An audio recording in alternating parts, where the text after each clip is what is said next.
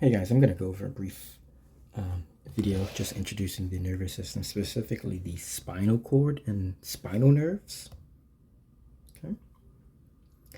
So we know that the central nervous system consists of the spinal cord and the brain, right? Whereas the spinal cord will be able to interpret and process information. It can function independently of the brain or can function with the brain, right? The same thing as the brain is able to integrate and process information. It can function with the spinal cord and it can function independently of the spinal cord. Okay. So this chapter we're going to look at specifically the spinal cord. Okay. And so when we're looking at features of the spinal cord, there's a few things that we have to look at, right?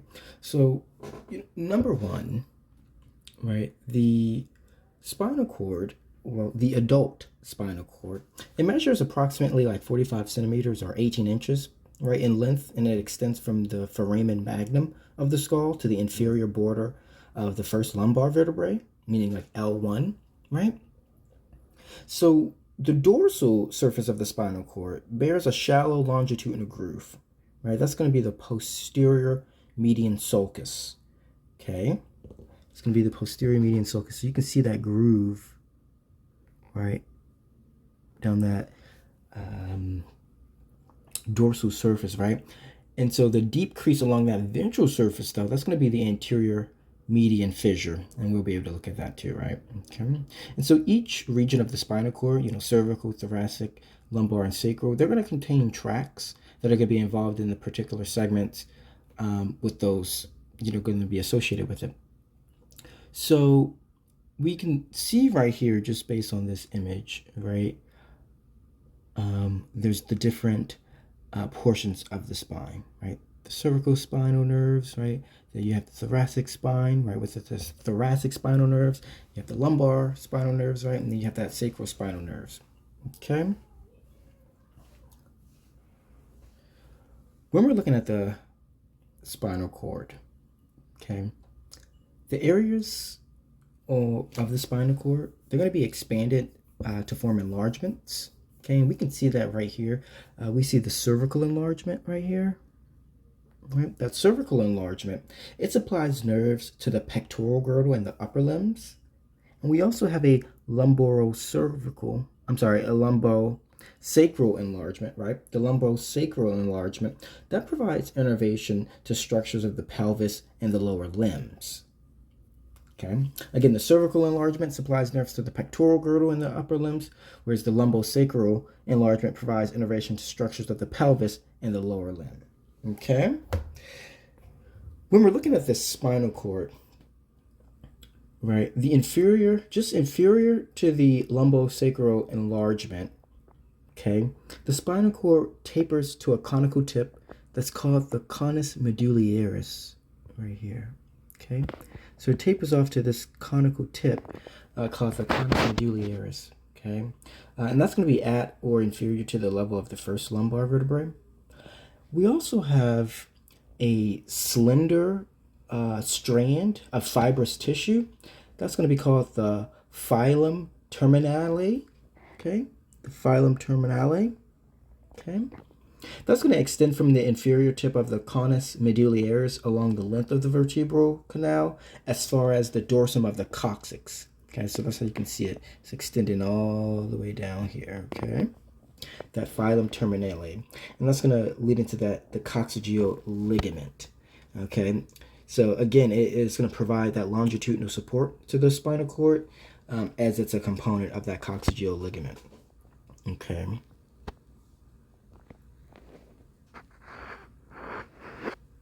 You also have the cauda equina right here. It's going to be a collection of cells.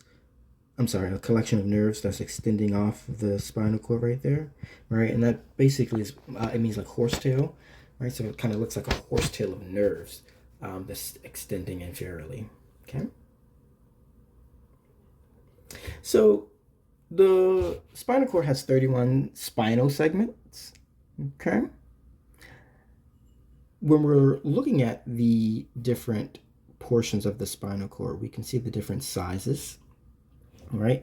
We can, just looking at these images right here of the spinal cord, we can see the variations in the relative mass of the gray matter versus the white matter along the length of the spinal cord, right? So the amount of gray matter is increased substantially in segments of the spinal cord concerned with the sensory and motor innervations of the limbs. These areas contain interneurons responsible for relaying arriving sensory information and coordinating the activities of the somatic motor neurons that control the complex muscles of the limbs, right? So you can see as literally as we go down the spinal cord, okay, we have an increased amount of gray matter, okay, in comparison to that whole spinal cord, right? So every spinal segment is going to be associated with a pair of dorsal root ganglia that contain cell bodies of sensory neurons, right? So if we can zoom in just a little bit right here, right? So these dorsal root ganglion, right? That's going to contain cell bodies of sensory neurons, right? These sensory ganglia, they're going to lie between the pedicles of the adjacent vertebrae. So on either side of the spinal cord, a typical dorsal root, right, is going to contain the axons of the sensory neurons in the dorsal root ganglion. And just anterior to that dorsal root, we have the ventral root, okay? And that's going to leave the spinal cord, okay? So the ventral root is going to contain axons of the somatic motor neurons, and at some levels, visceral motor neurons that control the peripheral effectors. So the dorsal and the ventral roots of each segment enter and leave the vertebral canal between adjacent vertebrae at those intervertebral foramina. So the dorsal roots are usually thicker than the ventral roots, okay? So distal to each dorsal root ganglion, the sensory and motor fibers form a spinal nerve, right? So they're going to form this spinal nerve as they come, right? Going to form that spinal nerve, okay? And the spinal nerves, they're going to be classified as mixed nerves because they contain both the afferent and the efferent, right, fibers. And again, those afferent fibers, right? So we'll write it right here. Afferent fibers, those are sensory, okay? And then we have efferent fibers, those are motor fibers, okay? And so they make up these spinal nerves, okay? Make up these spinal nerves right there, okay? So when we're looking at the spinal cord, right, just looking at the spinal cord continues to enlarge and elongate until an individual is approximately like 4 years old, okay? After age 4, the vertebral column continues to grow, but the spinal cord does not. So the adult spinal cord extends only to the level of the first or second lumbar vertebra. Thus, spinal cord segments S2 lies at the level of the vertebrae L1. Okay. You can kind of see it down here, right? S2 of the spinal cord will lie at L1. Okay, like the vertebrae. So spinal meninges, right? So the vertebral column and its surrounding ligaments, tendons, and muscles, they isolate the spinal cord from the external environment, right? However, the delicate neural tissue also must be protected against the damaging contacts with the surrounding bony walls of the vertebral canal. Specialized membranes, these are called spinal meninges, right? They provide protection, physical stability, and shock absorption, okay? The spinal meninges, they cover the spinal cord and surround the spinal nerve roots, okay?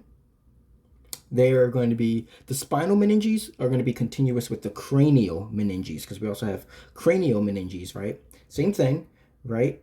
These 3 layers that we're going to discuss in a second, they cover the brain, right?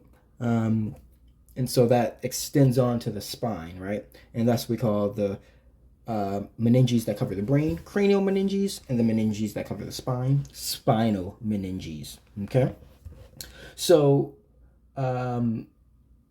the blood vessels, right? So blood vessels branching within these layers, they're also going to deliver oxygen and nutrients to the spinal cord. And there's going to be three meningeal layers. You have the dura mater, you have the arachnoid mater, and the pia mater. Okay, so at the foramen magnum of the skull, the spinal meninges are continuous with the cranial meninges that surround the brain. So that dura mater, that's going to be that tough, fibrous outermost layer. The arachnoid mater is going to be that middle, layer, like a web-like layer. And then you have the pia mater, that's the innermost layer. And that's going to be adjacent to the spinal tissue or the brain tissue, okay? So we're going to look at them just in a little bit more detail, right? Again, these are the three layers. Dura mater, arachnoid mater, and the pia mater, right? But I want to discuss the dura mater, right? And we're going to discuss the other ones too. Again, the dura mater is the tough, fibrous, most outer layer covering the spinal cord in the brain, okay? It's going to consist of a layer of dense, irregular connective tissue whose outer and inner surfaces are going to be covered by the simple squamous epithelium. The outer epithelium is not bound to the bony walls of the vertebral canal, and we have that intervening epidural space, and that's going to contain areola tissue, okay, and blood vessels and adipose tissue. And so if we can look, let's look inside, right? Okay, so here it is right here. Okay, so we have the dura mater, right? And so notice how it's not in direct contact with that vertebral canal, right? It's separated, okay, by this adipose tissue, right? And that epidural space, okay? We also have localized attachments, right? Localized attachments of that dura mater to the edge of the foramen magnum of the skull, right? The second and third vertebral vertebrae, the sacrum, and to the posterior longitudinal ligaments. They're going to serve to stabilize the spinal cord within that vertebral canal. So if we look a little bit more caudally, right, the spinal dura mater will taper from a sheath to a dense cord of collagen fibers that ultimately blend with the components of the filum terminale to form that coccygeal ligament. Okay. So this is going to help to form that coccygeal ligament as we go more inferiorly down that spinal cord. Okay. And so the cranial and sacral attachments, right, of the spinal cord of this dura mater will provide longitudinal stability. Lateral support is provided by the connective tissues within the epidural space. Okay, it's really going to be this denticulate ligament that we'll discuss in just as briefly. Okay. So let's look at the arachnoid mater, right? The arachnoid mater, that's going to be the middle meningeal layer. That's going to consist of simple squamous epithelium, okay? It's going to be separated from the innermost layer, the pia mater, right, by that subarachnoid space. So I know it's a larger image right here, right? So we're talking about the arachnoid mater now, right? So this arachnoid mater right here. And it's going to be separated from the pia mater, right, by this subarachnoid space, okay? In this space, that's going to contain cerebral spinal fluid, right? So that's going to contain cerebral spinal fluid, okay? And that's going to, again, act as a shock absorber, as well as a diffusion medium for like dissolved gases, nutrients, chemical messengers, and waste products, right? So this cerebral spinal fluid is going to flow through the meshwork of collagen and elastin fibers that's going to be produced by modified fibroblasts. So bundles of fibers known as arachnoid trabeculae, right, will extend in this area from the inner surface of the arachnoid mater to the outer surface of the pia mater. Okay, and then when we look at a little bit more specifically at the pia mater, right, this is that layer directly adjacent on that spinal cord, right? Again, it's the innermost meningeal layer, right? It's going to be made up of elastic and collagen fibers, okay? They're going to be interwoven with those of the arachnoid trabeculae. We're also going to find blood vessels here that will supply the spinal cord with nutrients. The pia mater is going to be firmly bound to the underlying neural tissue, okay, conforming, to its bulges and fissures, as we can see right here, to that posterior or that anterior fissure, right? It's conforming to that, so it's directly on there, okay? The surface of the spinal cord consists of a thin layer of astrocytes, okay? So we're going to have astrocytes here.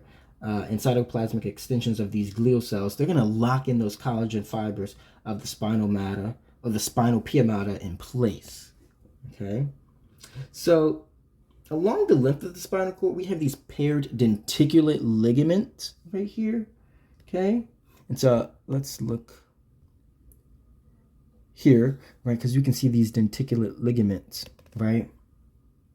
These are extensions of the spinal cord, or the extension of the spinal pia mater, rather, that will connect the pia mater and the spinal arachnoid mater to the dura mater. Okay, these ligaments originate along either side of the spinal cord between the ventral and dorsal roots, right? And they begin at the foramen magnum of the skull, and collectively they help prevent side-to-side movement and inferior movement of the spinal cord. So the connective tissue fibers of the spinal pia mater continue from the inferior tip of the conus medullaris as the filum terminale, okay? And the spinal meninges surround the dorsal and ventral roots within the vertebral foramina. So I want you to see that, right, let's go right here, right? Notice how it covers these spinal nerves that come right off of that spinal cord, right? So these layers not only just cover the spinal cord, right, but they also cover like this ventral root and this dorsal root, okay? They're going to be covered by these three layers of the meninges, okay? So looking at the sectional anatomy of a spinal cord, right, specifically the organization of gray matter and white matter.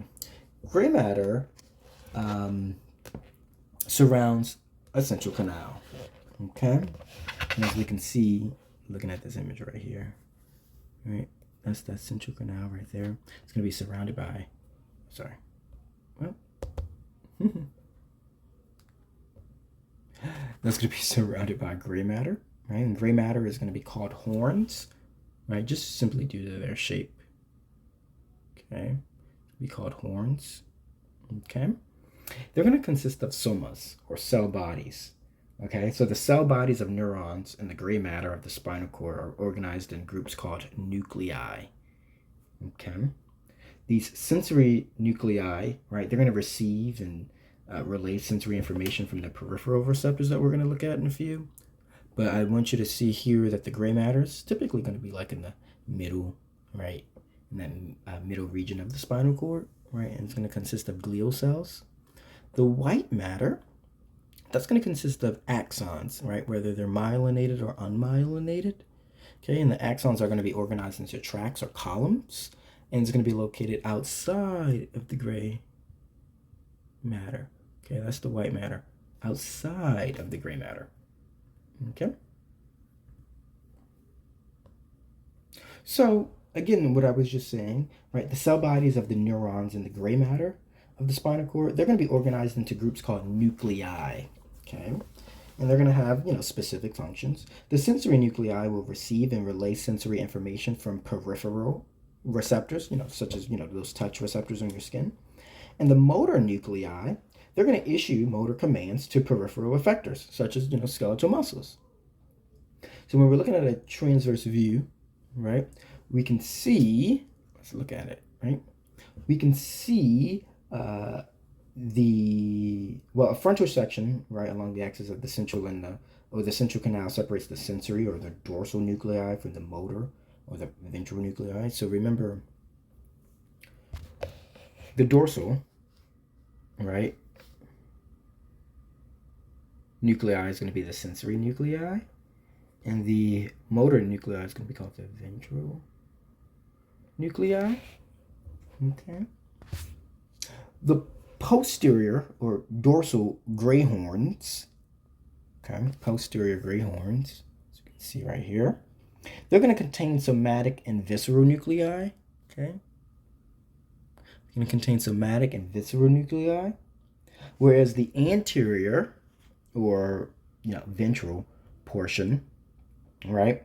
They're going to contain neurons concerned with somatic motor control. Okay, so it's going to be motor control. Whereas that lateral horn, right? Because remember the lateral horn is just right here. So this would be the lateral horn right there. That's going to be concerned with visceral motor neurons. Okay, you have these gray commissures. You have an anterior gray commissure and you have a posterior gray commissure right there. A commissure just means joining together. So that's going to contain axons crossing from one side of the cord to the other before reaching a destination within that gray matter. Okay. When we're looking at the white matter, right, that could be divided into columns, right? That white matter can be divided into regions or columns, as we can see, right? Columns that we can see right there. They're also called funiculi or funiculus, right? An individual column is called funiculus. Okay. So the posterior white columns they're going to be sandwiched between the posterior gray horns, okay, and that posterior median sulcus, right? So this is that posterior median sulcus right there.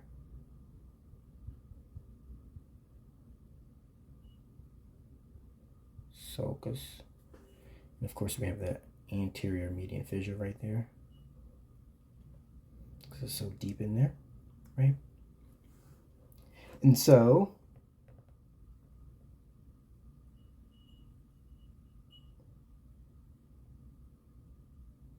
these anterior white columns, as we can see right here, right, they lie between the anterior gray horns and the anterior median fissure.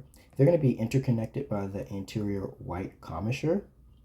And so the white matter on either side, between the anterior and the posterior columns, they're going to represent that lateral white column, right?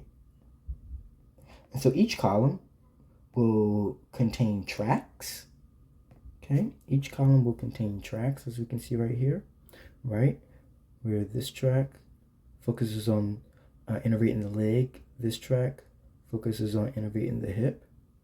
We have the trunk, and we have this track that innervates the arm, right? So each track, okay, or each column, right, will contain a track. And this is where those axons, they're going to share functional and structural characteristics. So a specific track will convey either sensory information or motor commands, and the axons within a track are relatively uniform with respect to diameter, myelination, and their conduction speed. Okay, so all of the axons within a track relay information in the same direction. We have ascending tracks that will carry sensory information, okay, towards the brain, and we have descending tracks, okay, that will convey motor commands into the spinal cord. Okay.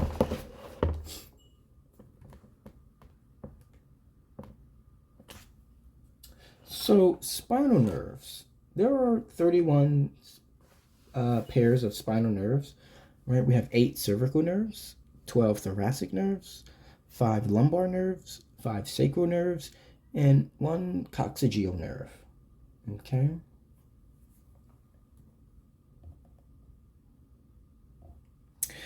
So each peripheral nerve has 3 layers of connective tissue, pretty similar to like muscles, right? We have an outer epineurium, okay, a central perineurium, and an inner endoneurium. Okay, these are those connective tissues that ensheath this peripheral nerve.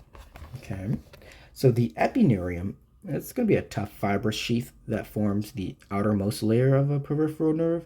It consists of dense, irregular connective tissue, primarily composed of collagen fibers and fibrocytes. So at each intervertebral foramen, the epineurium of a spinal nerve becomes continuous with that dura mater of the spinal cord. We have the perineurium, right? That central layer, okay? That's going to be composed of collagen fibers, right? Elastic fibers and fibrocytes. This portion, right, the perineuron that we can see right here, that's going to cover these fascicles, these nerve fascicles, right? It divides the nerves into a series of compartments, right? That these are going to be bundles of axons, okay? And so that's what a fascicle is. A single bundle of axons is known as a fascicle, okay? So we have that epineuron covering the whole peripheral nerve, and then you have bundles of axons, right? That means it's a fascicle that's going to be contained or covered by the perineuron. And then when you look a little bit inside, right, looking at an individual axon, okay, that's going to be covered by the endoneurium, right, a layer surrounding a single axon. Okay, that's going to consist of loose, irregular, arranged connective tissue. That's going to be composed of delicate collagenous and elastic connective fibers, and a few isolated fibrocytes, right? They're going to surround these axons. So capillaries leaving the perineuron branch into the endoneurium and provide oxygen and nutrients to the axons and Schwann cells of that nerve. Okay.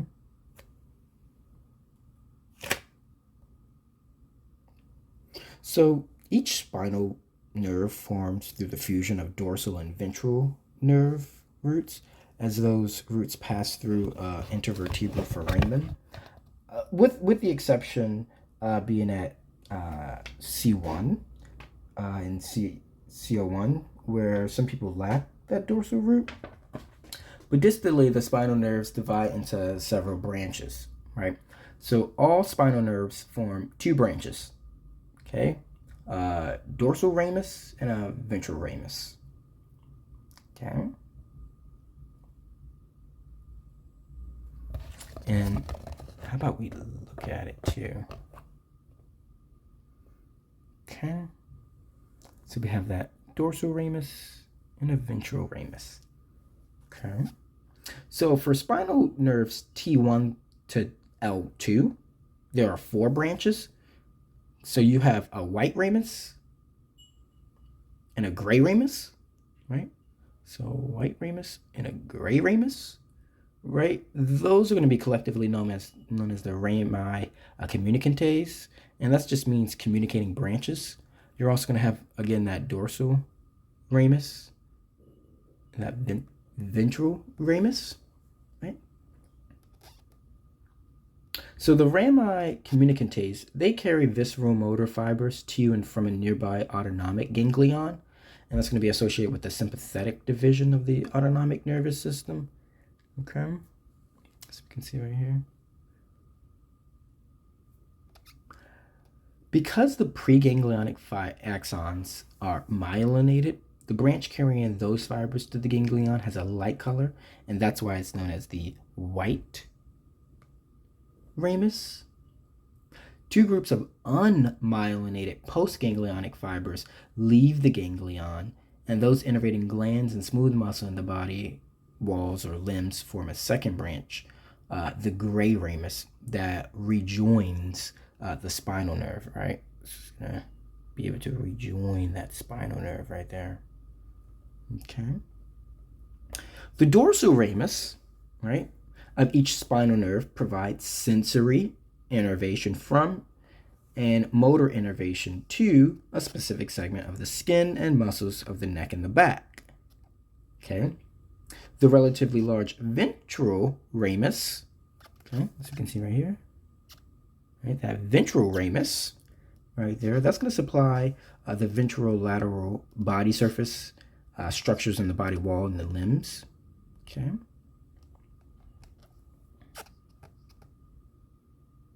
And so each pair of spinal nerves, they monitor a specific region of the body surface known as dermatomes. And these are clinically important because damage to either a spinal nerve or a dorsal root ganglion will produce a characteristic loss of sensation in that specific area of the skin. Okay, so we can kind of tell where, okay, you have an injury here, right? This part of the skin is probably going to be associated with this spinal nerve, right? Or this dorsal root ganglion, okay? but these are the different dermatomes of the body.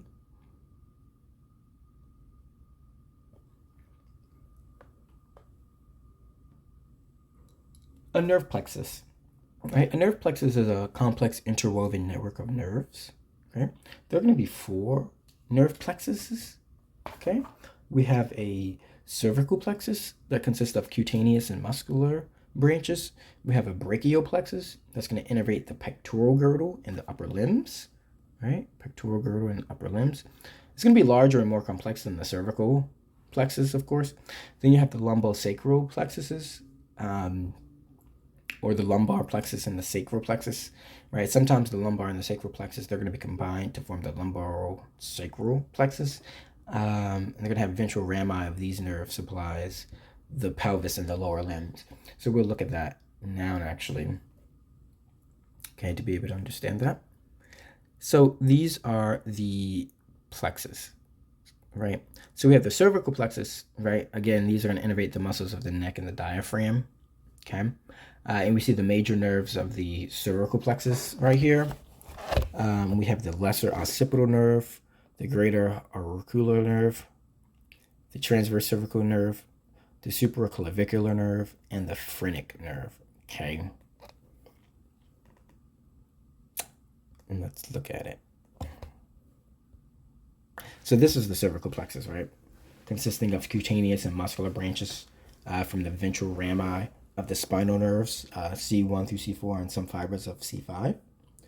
The plexus is going to lie deep to the sternocleidomastoid and anterior to the middle scalene and levator scapulae muscle. Okay, the cutaneous branches of the plexus will innervate areas on the head, neck, and the chest. Okay, so again, we have the lesser occipital nerve right here. Okay, that's going to originate from C2 and receive sensory information from the skin of the neck and the scalp, posterior and superior to the ear. We have the nerve roots of the cervical plexus. Okay, we have the nerves to the rhomboids and serrator anterior muscles. We have the supraclavicular nerves. Okay, and that this trunk will receive sensory input from the skin of the neck and the shoulder. We also have the greater auricular nerve, okay? And this is going to receive sensory information from the skin over the gland, the posterior aspects of the ear, and the skin of the neck. Okay? You have the transverse cervical nerve, okay? Receive sensory input from the skin of the anterior triangle of the neck. Okay, as you can see. And we have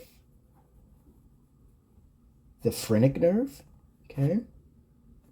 That's going to provide sensory information from and motor innervation to the diaphragm. Okay. So remember, the phrenic nerve is going to go to the diaphragm. Okay. You have the brachial plexus, right? Going to be much larger and more complex than the cervical plexus. It originates from the ventral rami, the spinal nerve C5 to T1, and it innervates the pectoral girdle and upper limb, right? So we got the pectoral girdle and the upper limb, okay? And the ventral rami converge to form the superior, middle, and inferior trunks. Okay, so we can see right here, right? So the nerves of the brachial plexus, they arrive from one or more trunks or cords whose names indicate their positions relative to that axillary artery, right? That's a large artery supplying the upper limb, okay? So the lateral cord forms the musculocutaneous nerve exclusively, as we can see right here, right? That musculocutaneous nerve, right, coming from this lateral cord. However, together with the medial cord, right, so we have this medial cord, right, together, right, they make up that median nerve. They lead to that median nerve, right, as we can see that extension right there from that lateral cord, and that medial cord will lead to that median nerve. Okay. The ulnar nerve is the other major nerve of the medial cord. Okay, so you can see right here. Okay. And we have that radial nerve coming from that posterior cord. Okay. Along with that posterior cord that will give rise to the radial nerve, it's also going to give rise to that axillary nerve as well. Okay. So you can kind of see right here. Look at that radial nerve, right? That radial nerve on the radial portion of your arm. Okay. That's going to give innervation to this part of the hand and the back of the hand, right?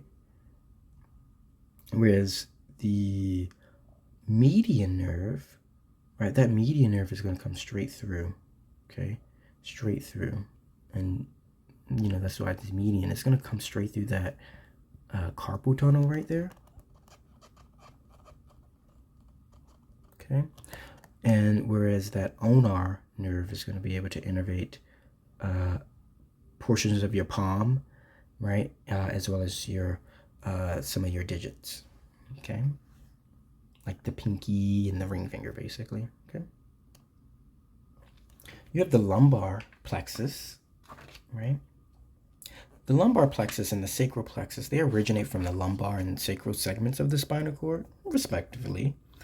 But the nerves originating from these plexuses, they innervate the pectoral girdle and the lower limbs. Okay, so that's important, right? The pectoral girdle, okay, and the lower limbs.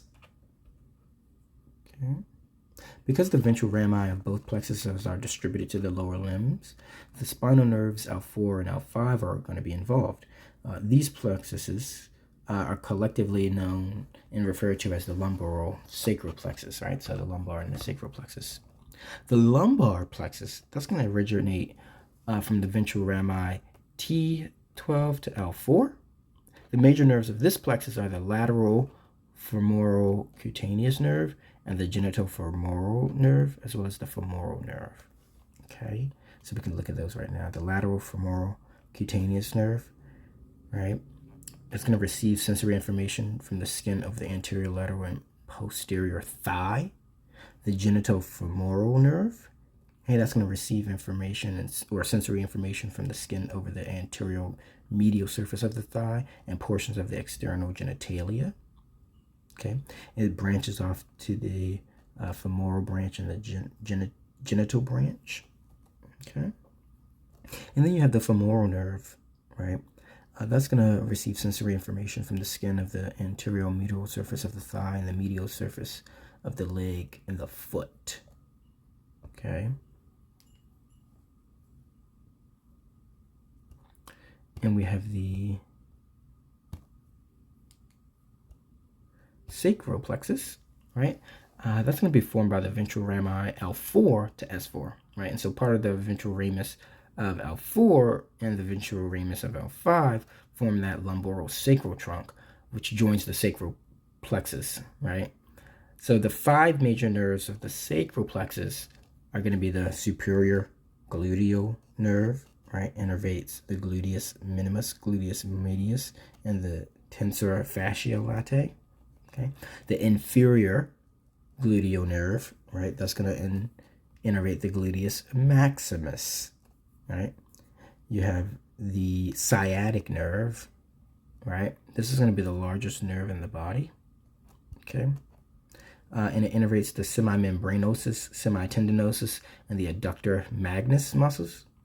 So the posterior femoral cutaneous nerve, that's going to receive information from the perineum and the posterior surface of the leg and the thigh. And then you have the pudendal, right? Or the pudendal nerve, right? That's going to innervate muscles of the perineum, including the urogenital diaphragm and the external anal and urethral sphincters, right? It's going to receive sensory information from the external genitalia and related skeletal muscles, right? The bulbospongiosus and the ischiocavernosus. Okay. And specifically that largest and longest, right, nerve in the body, that sciatic nerve, right, it's going to branch into the tibial nerve and the common fibular nerve, okay, as it approaches that popliteal fossa.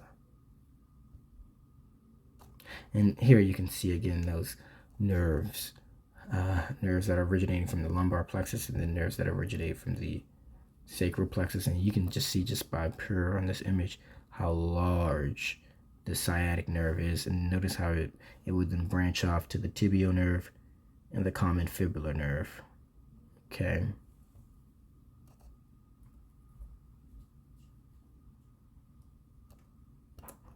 Here's just another image showing some of the nerves right here.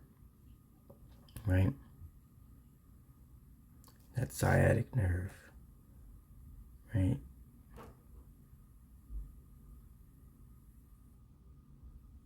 So a reflex, right? So a reflex involves sensory fibers delivering information from peripheral receptors to the central nervous system, okay, and motor fibers carrying motor commands to the peripheral effectors.